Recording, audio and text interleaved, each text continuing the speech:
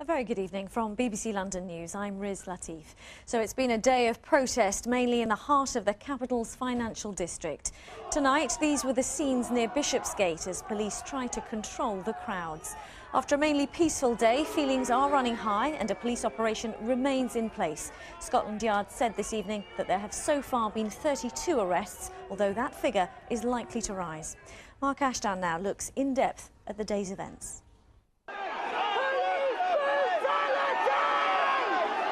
They're images that will go round the world, London's police on the front line.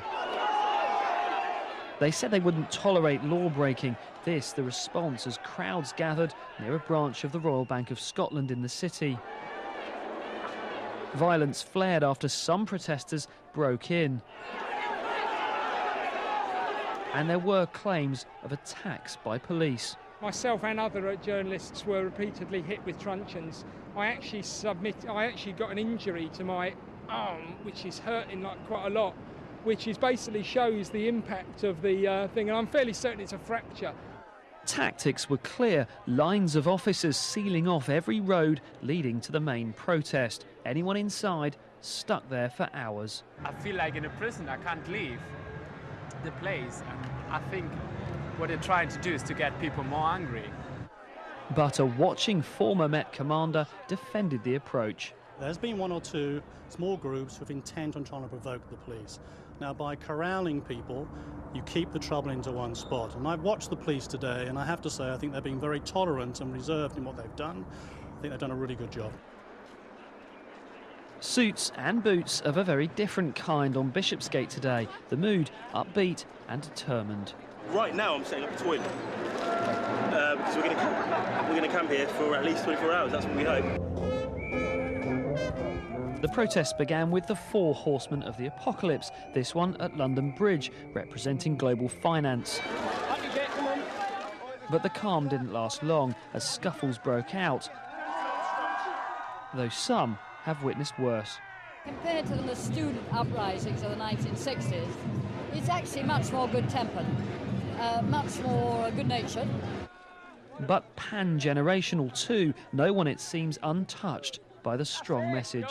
We're pensioners and it's really bitten into our savings. It's not a lot to other people, but it's sort of ruined our retirement, really.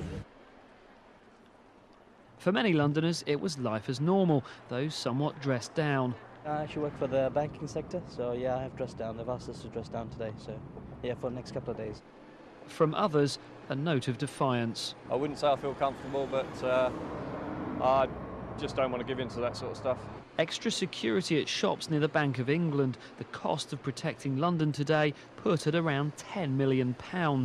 Many small businesses didn't have the choice. It's been a little bit quieter than usual, but on the whole, people have still been coming in. And actually, to tell you the truth, this morning hasn't really felt like we haven't had any, there hasn't been a major disturbance or anything. Office workers had a bird's eye view, even if they weren't impressed. I know they've got a point to make, but to disrupt a whole city, I think it's wasting a lot of money. It seems pretty pathetic, really. I thought there were going to be riots or something. This evening, things took another turn. It started with a face-off at Bishopsgate. We're locked outside. The police won't let us in. And it looks like they're going to stand here all night. And yet more arrests, unlikely to be the last. Scotland Yard maintains its response has been proportionate, with some demonstrators determined to cause violence. Who knows what to expect tomorrow, but tonight, passions in the capital burn stronger than ever. Mark Ashdown, BBC London News.